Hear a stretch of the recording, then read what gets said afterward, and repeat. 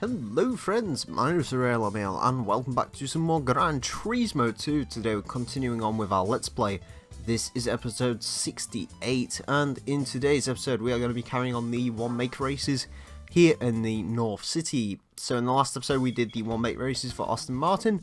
Today we're doing the one-make races for Mercedes-Benz, and well, they also only have one race, and that is the SLK trophy. For that, of course, we need a Mercedes SLK, and well, there's only one of them in this game. It's the SLK 230 compressor. It's a pretty cool vehicle. What colour do we want this in? I'm not really sure. I kind of like the yellow, but I've had quite a few yellow cars, so sorry, I'm going for that green, because why not? Anyways, of course, with these one-make race series, I'm going to go ahead and modify this vehicle quickly, and I'll see you in a second, and then we'll jump into the racing. Okay, so there we are. That is my SLK upgraded. It's actually running about 424 horsepower, which I was not expecting. Anyways, let's jump into the first race, which of course is on a random course, and it's for normal style vehicles.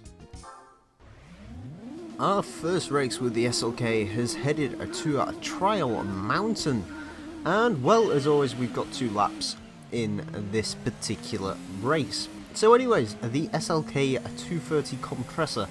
I'm kind of surprised with this vehicle. I could actually do a turbo kit upgrade. Originally I didn't think I was going to get that much power out of it. Without a turbo, this thing was running about, well, it ran, I believe it was 190-ish horsepower when we bought it, and I got it up to about 200 by the time I was ready to sort of move on to turbochargers.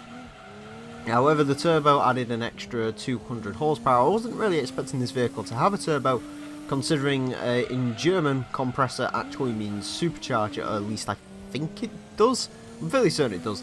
Anyways, so I wasn't expecting this vehicle to have a turbocharger upgrade, because usually when you have supercharged vehicles in this game, because there is no supercharger upgrade, essentially for the most part they just don't have any upgrade. You can't NA tune, you can't turbo tune, but this vehicle apparently can I assume convert it to turbocharging, unless of course you twin charge it, which is awesome.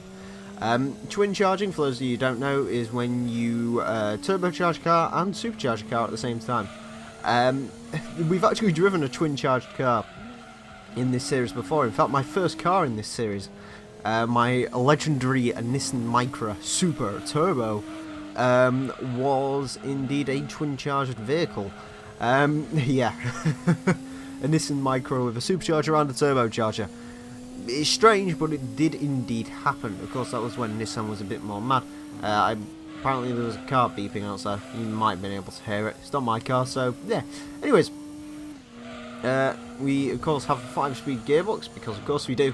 So essentially the SLK, I've heard this thing referred to by Mr. Regular as when you want a slightly more expensive looking Miata and you don't really want to go for all the whole bro culture thing, you can't really drive it like a Miata. It's by all accounts the 2.3 litre supercharged engine that Mercedes was using with the SLK, and indeed with the, I believe it went to the C-Class, could have been on the E-Class as well. In fact, it probably was on the E-Class. Not sure about the S-Class, but by all accounts the compressor 2.3 litre engine wasn't the best of engines. It was quite a lazy engine. It didn't particularly rev, it wasn't very rev happy.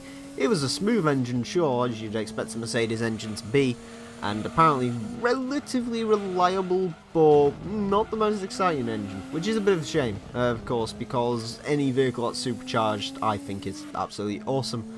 I love me some supercharging. Ugh, changing the camera by accident.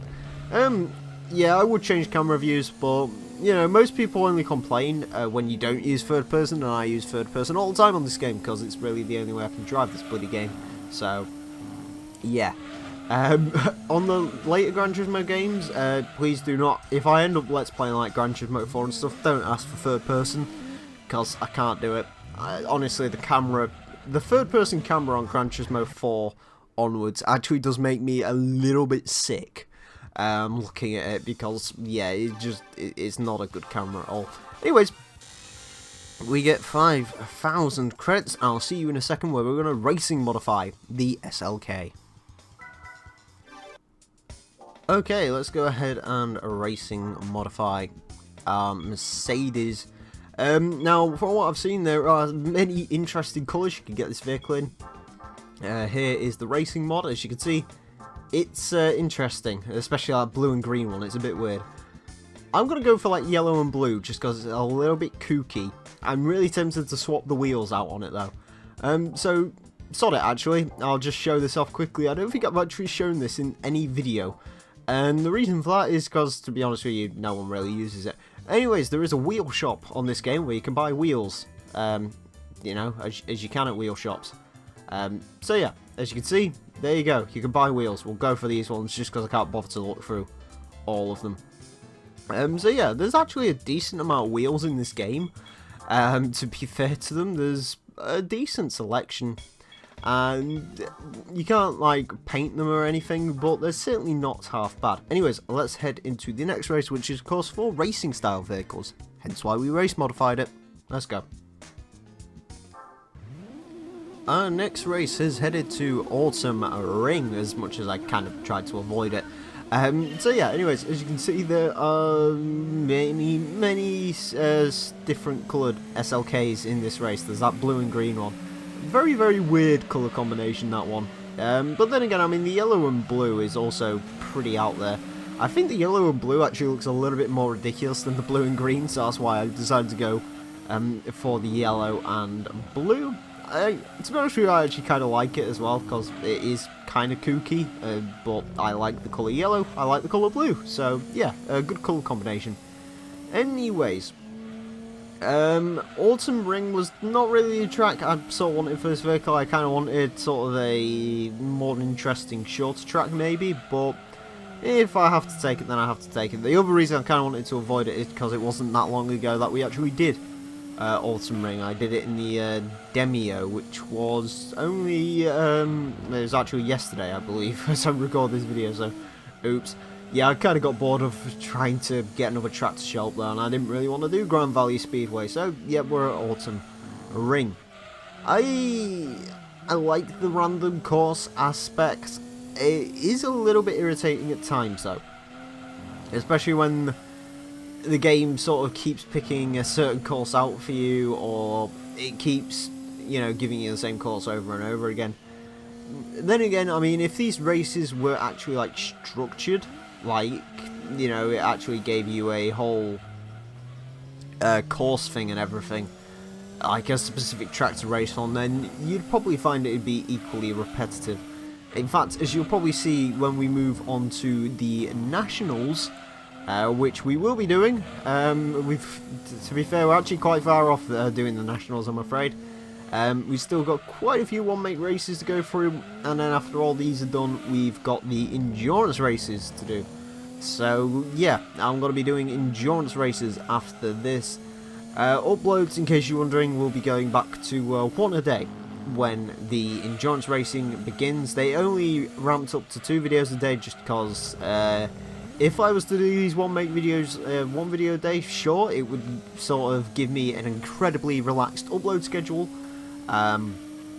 But at the same time, it's like you'll be sat there until, you know, like June, and we'll still be on one-make races. So I figured to get through them a little bit quicker, and because I know not many people really want to sit through each and every one-make race, they'd rather sort of pick and choose their favourite vehicles. Yeah, I decided to just do 2 a day. I'm trying to get through them all so I can give myself enough time to end up doing the endurance races. So that's something. Anyways, completed that race there. Didn't really pay too much attention to it. Overall, the SLK is pretty good. A little bit slidey, you can probably see, but it's relatively controllable when it is. Anyways, I'll see you in a second. Okay, so there we go. That is the SLK trophy complete. And with that, of course, that means all the one-make races for Mercedes are complete. In the next episode, we're going to be heading over to Vauxhall to do their one-make races. So join me for that. Anyways, friends, I want to thank you all very much for watching. My name's been The Real Emile, and until next time, farewell.